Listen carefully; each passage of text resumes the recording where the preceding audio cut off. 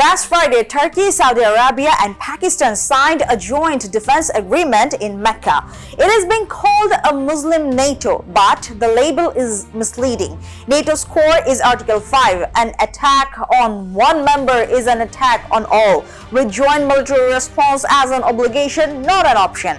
Analysts at the Atlantic Council are explicit that this trilateral pact carries no such obligation. The language echoes NATO's, the structure doesn't. Call it what it is, not an alliance but a temporary convergence of three states' separate interests. Each country is at the table for a different reason. For Riyadh, this is insurance against Washington's unreliable security guarantees. The US has never offered anything resembling an Article 5 commitment, and Saudi Arabia has taken direct Houthi and Iranian fire during the Iran war. For Ankara, it is a platform for leadership. Riyadh and Tehran have long dominated the 57-member OIC, and Erdogan is carving out space of his own.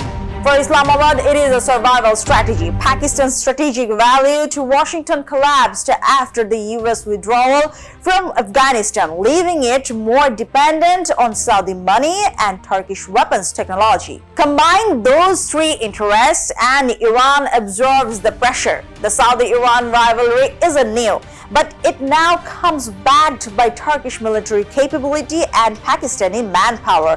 Riyadh is no longer negotiating alone. It has an institutional structure behind it that complicates Tehran's calculations, especially while Iran is already stretched, seen in its conflict with the US and Israel. For India, the real risk isn't symbolic, it's structural. Turkey's support during Operation Sindoor was immediate but informal. Roughly 400 Turkish Songa drones, a warship docking, a transport plane landing, each one dismissed by Ankara as routine.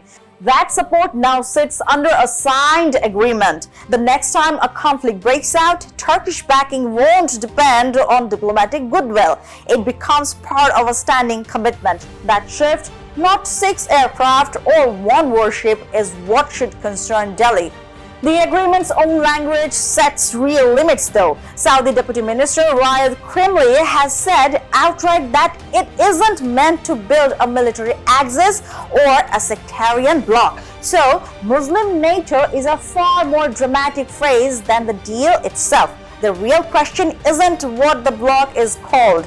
It's how long three countries, each responding to a different crisis, can keep their separate interests aligned at the same table.